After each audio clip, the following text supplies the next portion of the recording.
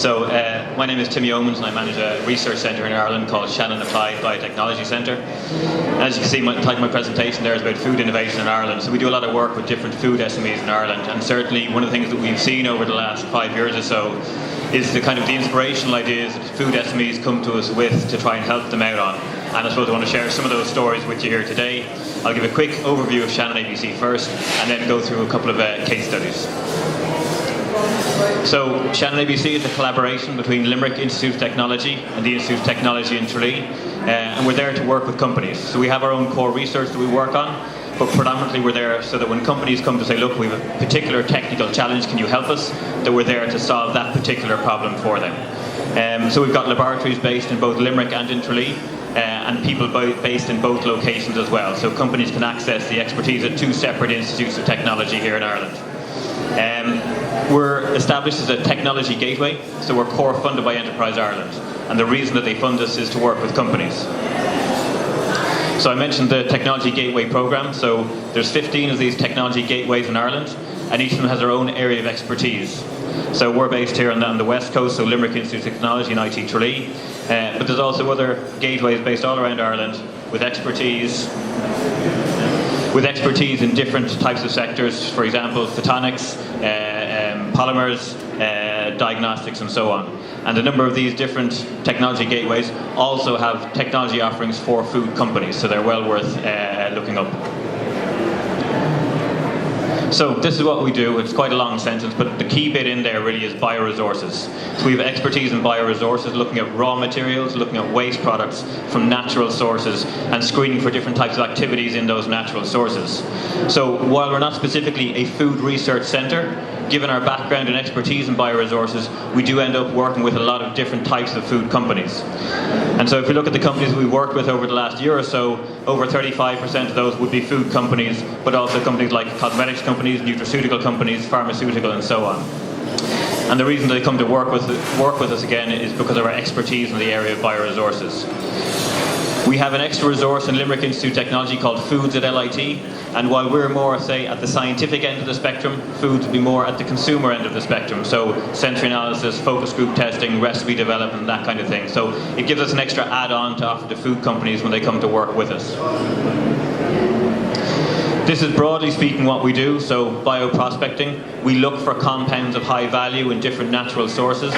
Bioprocessing, we look to scale these extracts up, and then analytical and research services to validate those extracts in different settings and different matrices. And so we can screen different raw materials for different types of activities, whether it be antioxidant, antimicrobial, prebiotic activity of relevance to the food sector. We also do screening for activities that might be relevant, say, for the cosmetic sector, such as anti-elastase activity and so on. And basically, once a company comes to us and asks us to do a particular type of screen on a raw material, we can expand our platform to suit that company.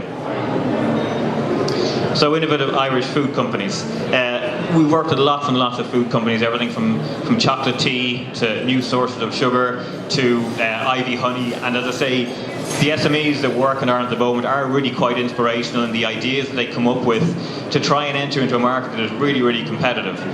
And so there's 4 companies I'm going to talk about today and 3 case studies in all. And I'll just start to run through them now. So this is Brendan Cleary. Brendan used to be the MD of Glenisp Dairies. And so he came from a very clean label background in terms of coming from Glenisp. In 2007, Brendan decided to try and set up a restaurant. And given the economic climate, probably wasn't the best time to choose to do that. But later on, Brendan decided to start his own food company in 2012 called The Mad Food Company. And the first product in the Mad Food Company was white pudding, which is a fairly staple part of the Irish diet, but not terribly exciting. And so Brendan saw an opportunity here to innovate with this fairly bland product and to add new things to that. And so he added flavourings like chorizo and other types of European type flavours to this product to try and innovate with it. He looked at different types of trends, and I go back to the talk from Amelia earlier on, whether they're fads or trends, but different types of things that consumers are buying into now, such as clean label, locally sourced, the provenance of food and how important that is now to Irish consumers. But also things like gluten-free, and whether you have an actual prescription that you need gluten-free or not, it's nevertheless a fad or a trend that's very evident in Ireland particularly now. Meat-free is another area that he entered into, and the sample on the lady. On the right-hand side here is actually a vegetarian white pudding. And also tapping into something called the flexitarian diet, which I wouldn't have been familiar with before, but basically means vegetarians who can't make their minds up, or meat eaters who would like to get rid of meat for maybe a couple of days a week. And so having this option of having a vegetarian but really tasty white pudding gives them the option to do that. And so during the course of his product development and trying to expand the export potential for his product, Brendan also engaged with the Traded project, which is a European funded project we're coordinating in IT Tralee. And this project is there to transfer innovation to traditional food producers, which would historically be a low innovation domain for resource, for expertise and so on. And this project has a number of different hubs around Europe to help traditional food companies get access to labelling information, food safety information, but also access to new technologies and new markets. And so Brendan coordinated very well with the Traded project to try and get access to potentially new markets and new technologies to improve his product. And more recently he's been collaborating with a couple of different companies from Italy and Spain to try and get access to their markets as well, because obviously Spain in particular would have a good history of working with pudding. But one thing that Brendan has had to try and overcome in terms of a hurdle is that the word pudding doesn't really travel very well around Europe. And so he's trying to find another alternative way of selling that. So Sizzlers has been one potential option for doing this. But either way, one of the key things for Brendan and for the way that his company is progressing is working with people outside of his organisation and trying to tap into the environment that's available in Ireland for food companies to innovate and to expand. So, on to the next case study. This is a product called Monroes, and it's Jamaican Jerk. So it's a marinade that you can either use for meat or you can use it as a side for a cheese board or something like that. So Alistair Monroe set this company up in Ireland about 2 or 3 years ago, based on a very proud Jamaican heritage from where this product came from, and also wanted to very much tap into clean label natural ingredients for this product. So Alistair came to us about 2 years ago with an innovation voucher from Enterprise Ireland, and based on what he knew to be really, really good ingredients in his product, he wanted to know what types of health claims or what types of nutrition claims he could make about his product. So we did some initial analysis of his product in terms of minerals and vitamins to see what levels were in there. And we also dedicated a research science to doing a desk study looking at the different types of reports that were available around the ingredients that were in his product. Now obviously the European Food Safety Authority govern very carefully what types of health claims you can make. So the report that we would have delivered to Alistair would have been very much on a number of different levels. And this is just a snapshot of the EFSA database and different claims that have been approved for different types of ingredients. And so in the report that we would have given to Alistair, it would have been not quite anecdotal, but scientific information that was published around the health impact that bell peppers may have. He wouldn't be able to make a health claim around it, but for him and his story behind his product, it was important for him to have that information. In addition, we would have looked at the nutritional claims that Alistair could have made based on the different ingredients that were in his product, and the results would have come back from analysis.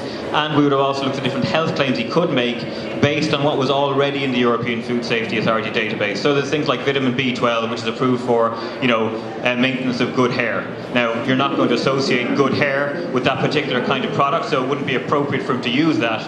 But there's claims that companies can already make based on ingredients that have already been approved as part of the EFSA database. So based on Alistair's work with us, we were providing a report whereby he was able to now put on his product and on his website different types of claims which are very important for his product. So particularly low in sugar. So things like marinades are often associated with high sugar content. But based on the analysis that we did for Alistair and the regulations that are laid down by the Food Safety Authority of Ireland, he's now able to put in his product low in sugar, alongside all these other different types of claims that will be more or less important for the different types of consumers that he works with. So again, for Alistair, it's a small company, it's a startup company. Engaging with groups outside of his company was really, really important to get access to the capability and the expertise. In fairness, Alistair probably could have done this himself if he had the time to do it, but if it's a small company, resource is really, really critical. So this is the final case study. So Irish Atlantic Sea Salt are a small company based on the west coast of Ireland, and as the name implies, they make Irish Atlantic Sea Salt. And a company called New Water, who make a very lightly flavoured water product. So about 3 years ago, we started working with Irish Atlantic Sea Salt. They have two main byproducts from their process, which is a high mineral product and a high purity water. And they again came to us with an innovation voucher from Enterprise Ireland and wanted to know what else they could do with these two products to add value to their process. They weren't particularly a problem in terms of waste, but was there a way to add value to those?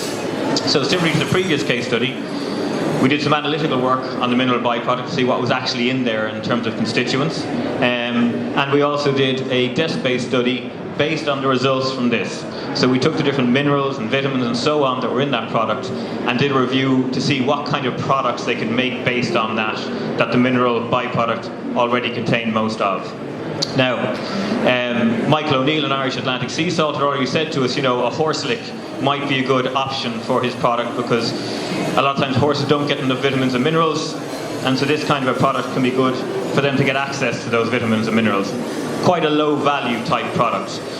When we did the review, we also saw the opportunity to develop some kind of a sports nutrition drink based on what was in that mineral byproduct already. So by simply adding some carbohydrates maybe and some other ingredients, he may have been able to develop a potentially an organic triathlete drink. So we put a pin in that there because this is a two-ended case study. And in parallel to working with Michael, we were also working with a company called New Water. And New Water, again, clean label, they wanted to bring to market a still very, very lightly flavoured water. So you think you're drinking water, but there's a slight tinge of strawberry or something to it. So very lightly flavoured water, 0% fat, 0% sweeteners, all that clean label stuff. They came to us with an innovation voucher as well and wanted to look at new product development and shelf life studies. So this is a reasonably straightforward case study that we would have done with them, accelerated shelf life studies, a bit of precipitation in the drink. But the important thing about this was it gave us the opportunity to introduce Michael from Irish Atlantic Sea Salt to New Water, because bringing a water drink to market wasn't really an Irish Atlantic Sea Salt's business model. So we suggested the two of them have a chat to see if there's some middle ground there. The two companies came together, had a discussion about it. Michael now sits on the board of New Water, and they went with the sports drink. They did a lot of product development with it, and towards the end of that product development process, finally realised that in terms of the types of information they'd need to support that kind of a product, it was really just too challenging in terms of that type of a consumer market. And so instead of this sports drink, they decided to go with a more mainstream, healthy consumer drink product. And so about 6 months ago, the two companies launched this product here, so New Natural Boost with Irish Atlantic Sea Minerals. It launched 6 months ago. They went into Fallon in Avoca, so when you're leaving later on today, if you pass by Rathcoole, there's an Avoca shop there, you can pop in and pick up a couple of bottles. They later got onto the Food Academy programme and are now stocked in a number of shops around Munster, and more recently have expanded to Munster. And so again, the really important thing for this company, for both companies, was to look outside, not even just their own company, but their own market. And I was talking to Colin recently from New Water, and he was saying that, you know, if he knew now what he knew back then, he probably wouldn't have entered this market. The product is doing well, but the drinks market is so highly competitive that it's very, very difficult to differentiate yourself. And being able to put this on the bottle potentially provides them that opportunity to do that. And in addition, they're looking at a different type of carbonated product as well. So in conclusion, you know, the key thing from all those case studies really is collaboration and talking to people outside your peer group. And whether it's talking to technology gateways or talking to universities or talking to other companies, I suppose the key thing for food companies to grow and to innovate and gain more market share is to collaborate outside their own boundary walls. So thanks very much.